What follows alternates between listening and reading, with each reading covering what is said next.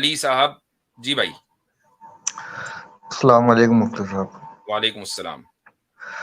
مفتی صاحب میرا ایک سوال ہے اور میں نے دوسرے دیگر علماء سے بھی پوچھا، لیکن اب میں تھوڑا سا اس میں مجھے سمجھ نہیں آ رہا، تو میں آپ سے پتہ کرنا چاہ رہا ہوں.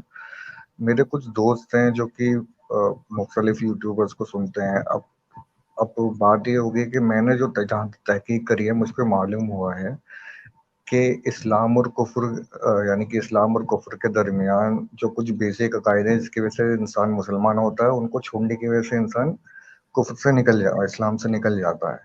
تو جہاں تک میں نے معلوم کرا، اس میں ایک یہ بھی ہے چیز شامل کہ خلفائے راشدین اور نبی صلی اللہ علیہ وسلم کی جو بیویاں ہیں، ان کی تکفیر کرنے والا جو شخص ہوگا وہ دائرہ اسلام سے خارج ہے.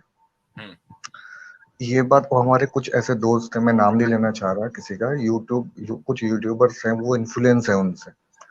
اب وہ اس چیز کو میں نے ان سے بات کی تو مجھ سے کہہ رہے تھے بھائی یہ چیز بکواس ہے، ایسا کچھ نہیں ہے، ٹھیک ہے نا، کہ کسی شخصیت کو، نبی صلی اللہ علیہ وسلم کی بیویوں کو یا پھر خلفۂ راشدین کی تکفیر کرنے والا جو ہے وہ جو ہے دائرہ اسلام سے خارج ہو جائے گا. ایسا کچھ بھی نہیں ہے. تو انہوں نے مجھے اس چیز کے اوپر ایک دلیل دی. انہوں نے کہا کہ خوارج جو تھے انہوں نے حضرت علی کی تکفیر کی تھی، ٹھیک ہے، لیکن حضرت علی نے بدلے میں ان کی تکفیر نہیں کی، بلکہ انہوں نے مجھے بتایا کہ احادیث سے تو یہاں تک ثابت ہے کہ انہوں نے صحابہ کرام نے ان کے پیچھے نمازیں پڑھنے کے لیے کہا، بلکہ ان کی اذانوں کا جواب دینے کے لیے بھی کہا. تو اب مجھے سمجھ نہیں آ رہا ہے کہ میں غلط ہوں یا پھر وہ صحیح ہیں. ٹھیک ہے، اس کا جواب دو ذہن میں ہے. عامر بھائی اس تعلق سے آپ کچھ کہنا چاہیں گے شروعات میں؟ نہیں حضرت، میرے جی خیال سے آپ جس طرح دیکھیں، مناسب سمجھیں. حضرت علی رضی اللہ عنہ کی تکفیر خوارج نے کی، اور حضرت علی کے ساتھ ساتھ حضرت معاویہ کی بھی تکفیر کی ہے. ایک حدیث ذہن میں آ رہی ہے صحیح مسلم کی، جس میں رسول اکرم صلی اللہ علیہ وسلم نے ارشاد فرمایا کہ من قال لاخیہ المسلم یا کافر فقد باء بکفرہ. تو یہ بلکہ فقط باء بہ احدہما، کہ اگر کوئی شخص اپنے مسلمان بھائی کو کافر کہتا ہے تو ان دونوں میں سے کوئی ایک کافر ہو گیا. اب اگر وہ بندہ جس کو کافر کہا گیا ہے حقیقی طور پر کافر ہے تو بس یہ وہی کافر ہے، اور اگر وہ حقیقی طور پر کافر نہیں ہے تو تکفیر کرنے والا کافر ہے کہ اس نے ایک مسلمان کی تکفیر کی ہے. تو خلفائے راشدین کے تعلق سے صحابہ کرام کا ایک مزاج تھا. وہ مزاج یہ تھا کہ وہ تکفیر کے لفظ کے بجائے برات کا لفظ استعمال کرتے تھے. عبداللہ ابن عمر کی ایک روایت صحیح مسلم کی پہلی روایت ہے کہ تقدیر کے منکر کے لیے، جس کا نام فی الحال ذہن سے نکل رہا ہے، تو تقدیر کا جو منکر تھا اس کے لیے انہوں نے یہ لفظ استعمال کیا کہنے والے کو کہ ان کو جا کر بتا دینا کہ میں ان سے بری ہوں، وہ ہم سے بری ہیں، ہمارا ان سے کوئی تعلق نہیں ہے. یہ برات کا لفظ وہ استعمال کرتے تھے. تکفیر کا لفظ واضح طور پر انہوں نے استعمال نہیں کیا. لیکن اس حدیث کی روشنی سے یہ بات پتہ چل گئی کہ جس شخص کا ایمان اور اسلام قرآن یا تواتر سے ثابت ہے اس کی تکفیر کرنا کفر ہے. چونکہ اب آپ نے ایک شخص کو کہ جس کا ایمان تواتر سے ثابت ہو گیا، اس کو جب آپ نے کافر کہا ہے تو اس حدیث کی روشنی میں آپ خود کافر ہو گئے.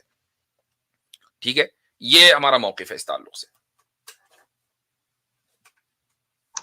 تو مفتی صاحب وہ جو حضرت علی نے تکفیر نہیں کری بدلے میں، اور بعض روایتوں سے بھی آیا ہے کہ ان کی صحابہ کرام کہتے تھے کہ نہیں، ان کی جو ہے اذانوں کا جواب بھی دو، ان کے پیچھے نمازیں بھی پڑھو. تو اس کو تھوڑا ڈیفائن کر دے، وہ ایسا کیوں کیا گیا اگر یہ اصول ہے تو؟ وہ روایتیں میں یقیناً اس پر دیکھوں گا کہ اذانوں کا جواب دو اور ان کے پیچھے نمازیں بھی پڑھو. چکے یہ محل نظر ہے میرے نزدیک کہ خوارج کا اتنا زیادہ انفلوئنس کہ مسلمانوں کی مساجد میں وہ امام کے درجے پر فائز ہوں اور اذانیں دے رہے ہوں، یہ چیز عقل میں آنے والی نہیں ہے. ہاں، مقام حرورہ ایک جگہ ہے جہاں پر خوارج سب سے زیادہ رہتے تھے. ابن عباس رضی اللہ عنہ وہاں مناظرہ کرنے کے لیے گئے اور ان میں سے 4000 کو توڑ کر لے آئے. 4000 جو ہے وہ انہوں نے اسلام قبول کر لیا. تو یہ چیزیں تو ہیں، لیکن اس کے باوجود بھی واضح الفاظ میں خوارج کی جو تکفیر نہیں کی گئی ہے اس کی وجہ یہی ہے کہ تکفیر کا جو منہج ہے وہ اس وقت تک کے طے نہیں ہوا تھا اور برات کا لفظ اس کا استعمال کیا جاتا تھا. لیکن یہ بات طے ہے کہ جو شخص مثلا حضرت ابوبکر رضی اللہ، مثلا میں ایک مثال دیتا ہوں، زید رضی اللہ عنہ کا ذکر قرآن کریم میں ہے، تو زید کا صحابی ہونا یہ تواتر کے ساتھ، نص قطعی کے ساتھ، ڈیفینیٹو ایویڈنس کی بنیاد پر طے ہے. اب اگر کوئی آدمی یہ کہے کہ نہیں زید جو ہے وہ صحابی نہیں تھے بلکہ وہ والعیاذ باللہ کافر تھے، تو وہ قرآن کا منکر ہو گیا. اسی طریقے سے رضی اللہ عنہم ورضوا عنہ کی آیت کا منکر ہو گیا کہ جو خلفائے راشدین کی تکفیر کرے.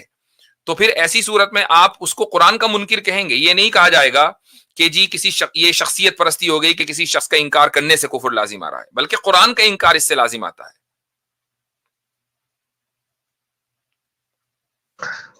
ٹھیک ہے مفتی صاحب، جو میں نے لاسٹ پورشن تھا کوشچن کا جو میں نے ابھی ریپیٹ کرا تھا، تو اس کے تعلق سے اگر تھوڑا سا آپ میں بعد وہ میں اس بھی کو میں دیکھتا ہوں کہ اگر اس طرح کی کوئی روایات ہیں تو میں اس پر نظر ڈالتا ہوں کہ وہ ان کو پائے ثبوت کو پہنچی ہیں کہ نہیں. ٹھیک ہے جناب. اگر اس کا ذکر یہ جو بھائی بات کر رہے ہیں، مجھے روایات کا تو ان ڈیٹیل وہاں پر ذکر ملے گا.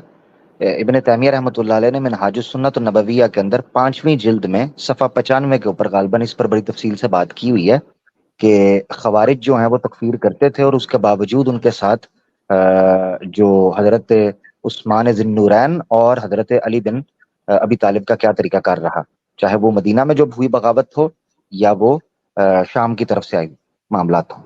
ہاں نہیں، وہ جو مدینے میں جو باغی تھے انہوں نے جی تو تکفیر نہیں کی حضرت عثمان کی، جی لیکن جو تکفیر ہوئی ہے سب سے پہلے وہ خوارج نے جنگ صفین کے بعد کی ہے. سفین کے تو بعد بالکل. جی مفتی صاحب اس میں ایک میری بھی ذہن سوال آ گیا، وہ یہ کہ پھر کچھ خوارج سے ہم نے حدیثیں بھی لی ہوئی ہیں نا، مطلب نہیں معتزلہ کے تعلق سے ہے کہ کچھ معتزلہ سے احادیث لی گئی ہیں، بلکہ معتزلہ میں بڑے بڑے فقہا پیدا ہوئے ہیں، یہ تو ہے آپ کو، لیکن میرے علم میں ایسا نہیں ہے کہ کسی خارجی سے حدیث لی گئی ہے.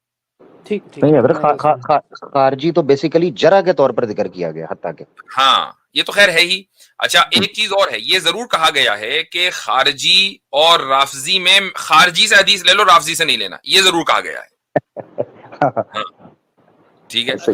حضرت ایک چیز اور بھی اس میں، جی جیسے سورہ نور میں جو پہلی جو 10 آیات ہیں جو حضرت عائشہ کے بارے میں جو آئی ہے، ان کی صفحہ پہ آئی ہے، اور اس کی بنیاد پر اگر ہمارے سامنے کوئی حضرت عائشہ کے کیریکٹر کے اوپر کوئی بات کرتا ہے تو کیا وہ قرآن کا وائلیشن نہیں مانا جائے گا؟ اس میں بالکل وائلیشن ہے، بالکل وائلیشن ہے. تو اس پہ کیا حکم لگانا چاہیے پھر اس پر بھی تکفیر، بالکل تکفیر کا حکم ہے کہ جو آدمی حضرت عائشہ رضی اللہ عنہا کی شان میں تہمتیں لگائے تو وہ قرآن کا منکر ہے. قرآن تو حضرت عائشہ رضی اللہ عنہا کی برات کا اظہار کر رہا ہے، 10 آیتیں نازل کر رہا ہے. تہمت نہ بھی لگائے، لیکن اگر یہ بھی تکفیر پر ایمان رکھے تو بھی سیم رول اپلائی ہوگا.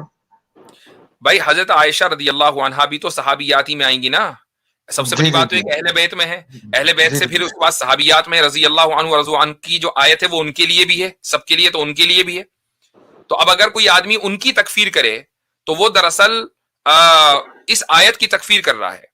اچھا دوسری بات یہ کہ ان صحابہ کا ایمان کے اوپر یعنی پوری زندگی مومن ہونا، مومن رہنا، ہم یہ نہیں کہہ رہے کہ ان کی وفات بھی ہر حال میں، ہمارے پاس کا کوئی ثبوت نہیں ہے، لیکن ان کی پوری زندگی ایمان کی حالت میں گزرنا، اس کے اوپر پوری نسل شاہد ہے تابعین کی.